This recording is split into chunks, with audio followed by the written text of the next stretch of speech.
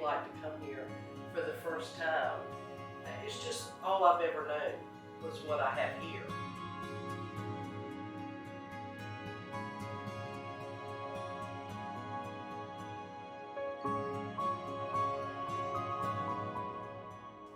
The original developer, Carolina Cape Fear Corporation, invited several families to my parents' house in Lumberton. They were very interested in the whole project of development here, and we ended up purchasing property and building our house here in 1973, alongside another family, Dr. Bill Byrne. Those two houses came up simultaneously. I just graduated from high school and did not have a job, so Dad says you need to get involved with this building of a house. And so anyway, $2 an hour, and I brought several of my friends from home, and we helped construct the house. It was difficult. There were challenges. The corporation had a barge, like a landing craft, World War II, that the front end would come down right on the beach, and vehicles carrying materials would drive through the sand, four-wheel drive. And anyway, we got it through. And getting passengers over here was difficult. They used 6-passenger pinion boats that go up the creek, and you had to avoid low tide. 2 hours before, 2 hours after low tide, you could not come into the creek. It was too shallow. So anyway, we ended up literally camping out in the house while it was under construction. We used generators. We had a well for water. We had a septic tank for sewer. But anyway, it was quite adventurous. It was sleeping on cots, using Coleman stoves and lanterns, and it was pretty rustic, but a lot of fun. Of course, I'm the youngest, so my memories are a little bit different, but 2 of the summers while we were finishing building the house, I lived here with really just Mom and I. Dad would come down on the weekends to help, build the house, and I worked for $1 an hour at what's no longer there, the Bald Head Island Inn, and in, I guess 2 summers I think I waited on one person, but continued to polish brass and hang out in my early teen years. But it was cool. It was a fun place. So my earliest memory was the day the first walls went up on the house. So this house is a prefab home, so the walls literally were on a truck and were dropped down, like Bryan said, with the barge. And literally this wall here was put up in an hour. So I mean, it's literally there. And then of course they come back and re-roof it and build the rest of the interior. But that's probably my earliest memory of being here.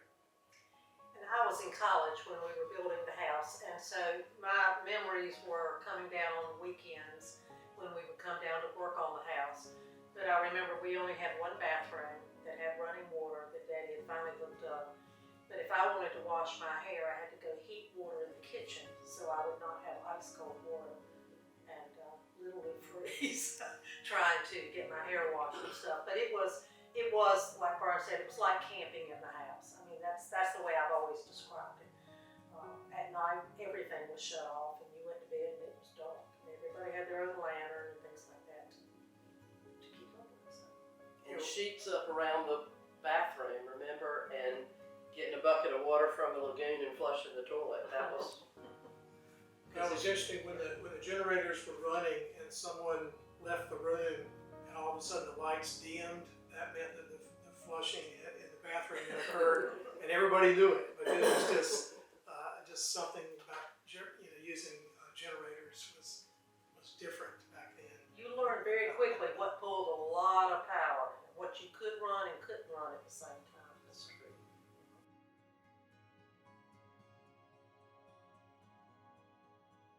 Yeah, so we've touched a little bit on that, but of course when we were here in the mid-70s, we didn't have power. So when we were planning to build, I think the intention was power in 30 days, and I think it took almost 10 years before we ended up with power. So we just learned to adapt. All the homes that were here and the ones that were added, we were very much like family. You relied on one another. We had CB radios that we communicated between the houses. We each had our own, handle, our own name. You could easily reach out to somebody if you needed anything. We ordered groceries from Southport. I think Bryan alluded to the, coming over on the pinions in the creek, so you were limited as to when you could come and go. And, just not having power was, probably the biggest change from what people would see today. But it was still just an incredibly fun, adventurous time to be on the island, I think. And ice was a big deal. So the owners got together and purchased a commercial ice maker that ran off the power from the island down at what is now the creek access. So it literally was just stuck there in the woods, and we called them diamonds. So we'd go down and fill up our coolers because refrigeration was a big deal. When you're here for weeks and don't have power, that means your refrigerator doesn't run. We eventually switched to propane and had a small propane refrigerator out in the garage and a propane stove that we switched to.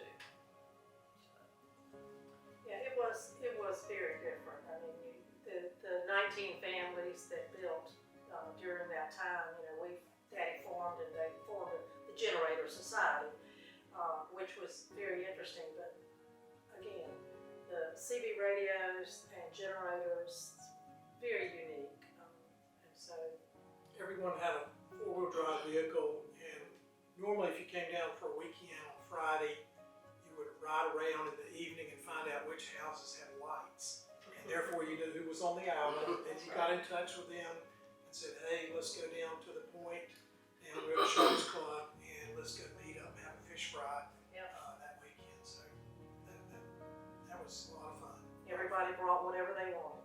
And the one funny situation I remember regarding that was someone got on the CB radio and announced that we were going to do the fish fry.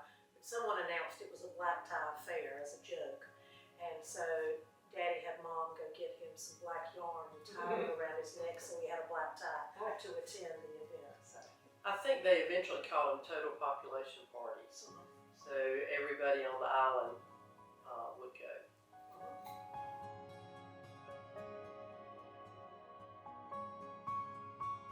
So I actually pulled a quote from something Dad had written earlier that I thought kind of tied where we went from the Generator Society into the Conservancy. And he basically said the idea of the Generator Society actually had less to do about generators than it did with the people who chose to pioneer those early days at Bald Head.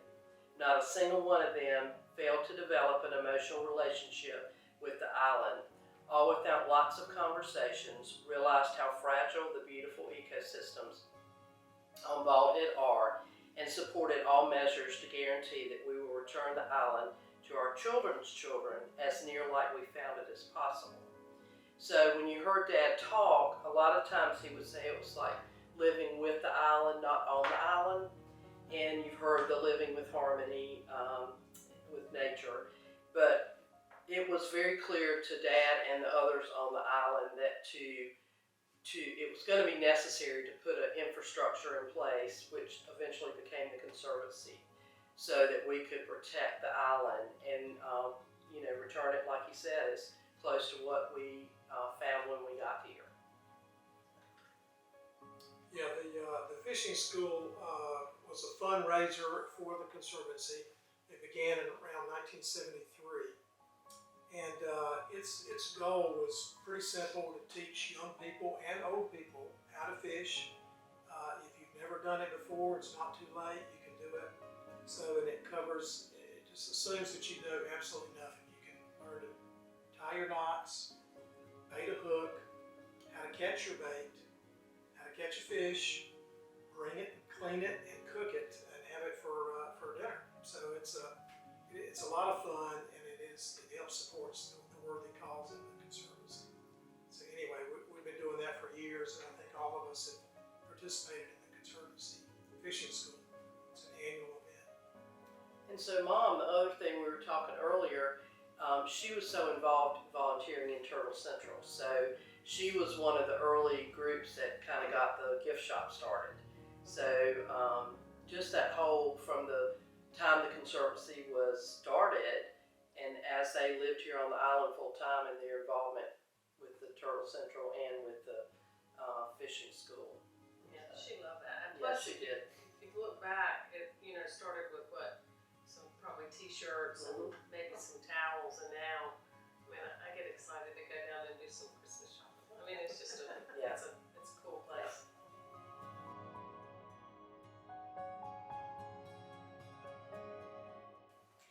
Okay, I live in Southport, half the last 10 years, which brought me closer. I wanted to get closer to mom and dad as they were aging, and felt like I could help out somebody. Finally retired from education.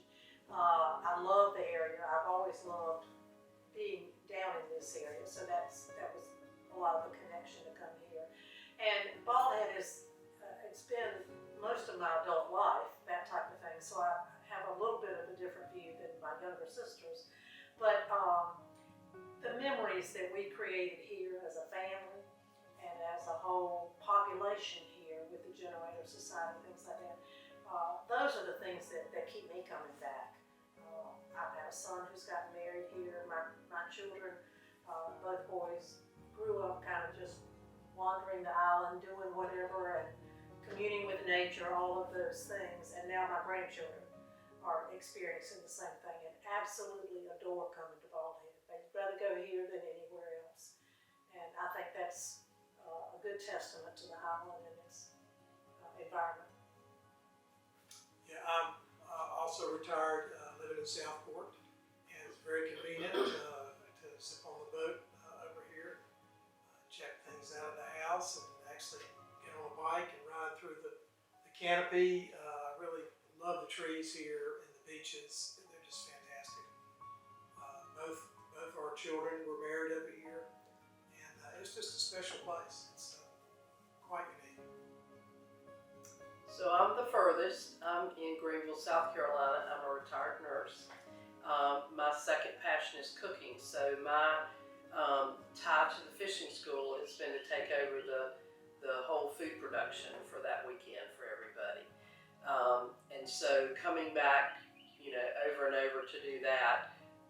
One of my two children was married here as well, Wes. He also helps the fishing school, as does my husband. And so I'm kind of like Ellen. It's about the memories of the years growing up here, because I was 13 when the house was first built.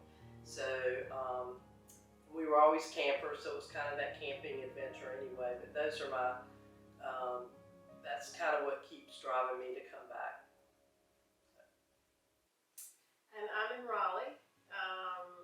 Don't get down here as much as I would like to, but as we've all spoken, we've been here for so long. And when we would bring friends here, you're amazed that you have such a beautiful place. It's so unique. Just literally, for y'all, right across the river, but it's just such a unique place that when people come here, they cannot believe that it's just right off the coast of North Carolina. But my husband and I were married here. He asked me to marry him behind the chapel had just been built, so he asked me to marry him there, and we were married a couple of years later with the second.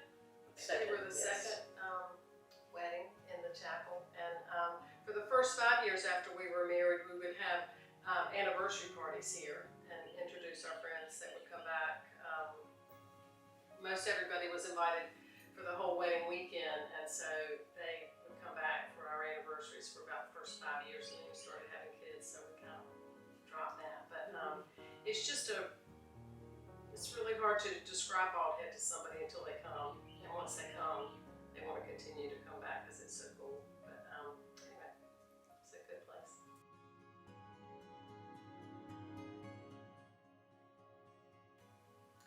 I think there's so many different memories that are unique, but one of the memories that stands out in my mind is when we were here one weekend, and on the CB radio, the words came across that there was a fire at the Harbor House. And there was a Harbor House restaurant at another beach, and that's where people thought they had said, so that's where all the fire engines came. Daddy had us go walk around the corner and everything, and the generator house was on fire, so we started a bucket brigade, and, no real thought, it was just something you had to do. It was just, we never could have planned for it, but that type of thing. But, being cautious about fire on the island, because people smoked a lot back then compared to these days, and so there were things that you had different precautions than you do anywhere else. But as Amanda said, it is probably one of the most unique places you could ever describe to somebody, and they still don't get it until they actually come over here, so that creates lots of memories all the time. There's a good fishing school memory for me, fishing at the Point, one of the fishing schools there. And there was a tidal pool that had formed with high tides, and the tidal pool was stranded there. And we had probably 8 or 10 youth in fishing school that year. And fishing was good, and then it kind of slacked off, and the kids got kind of disinterested. And one boy went over to the pond, and he put his rod in there and actually caught a red drum, a nice little size red drum. And every single other his children went over there. And all of a sudden there were 12 rods in it. And that was probably the only fish inside that pond. So that was pretty cool. I have 2 favorite memories. One is skinny dipping in the lagoon out here. It was all white beach sand because the golf course was just being developed. You probably did that with me too. And pre-alligator time.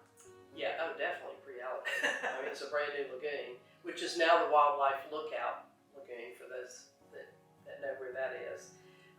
My most fond memories are the friends that I met, and we would all the families would get together, those total population parties, but we would literally, on South Beach, put the gill net out, catch a bunch of fish, everybody go home, make a coleslaw, whatever, we'd head to the beach, to the Point, and we would have a huge fish fry. People had their guitars, and we just hung around on blankets and had a huge bonfire. So those are probably my most fond memories. So we would spend, like we would talk about all these, nights on the beach. What do? We would take our old Scout and ride, up and down the beach looking for turtles that were going to come and lay, and we thought it was great. Well, we would do it night after night, and we'd see false crawls, but no nests being dug. And then in one night, we saw 2 nests, and I think we came back and got screened the nests, because, the raccoon and fox are literally waiting for the mama turtle to go back so they could dig up the eggs. And then I remember we removed the screen, and the nests had not, the eggs had not hatched. And I remember we dug down into the one nest and pulled out 2 baby turtles, and we have a picture. And I can still see the picture. Anyway, and we, let the turtles back into the ocean. So that was really, really fun. The early days of Conservancy. Yeah, that was right. Yeah.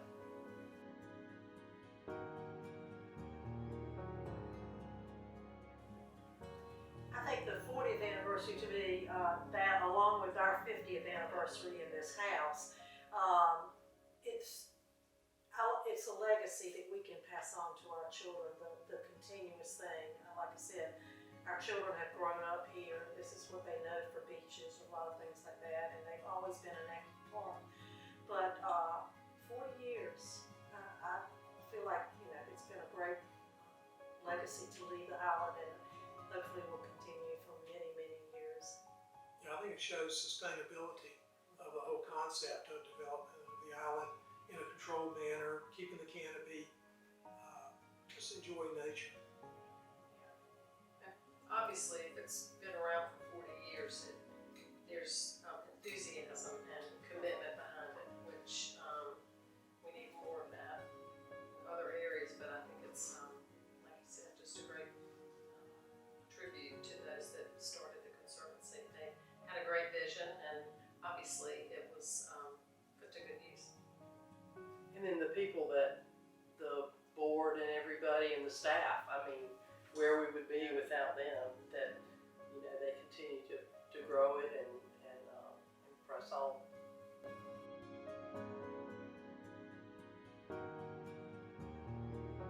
Well, I like the Chris Shank is doing a great job as director, and if he can keep up that good work, I think it is expanding. I think they've hired more full-time employees, and they're actually doing great scientific research here, and that's how you maintain such a place is with science and research. They work closely with UNC Wilmington. Interns come here, and studies are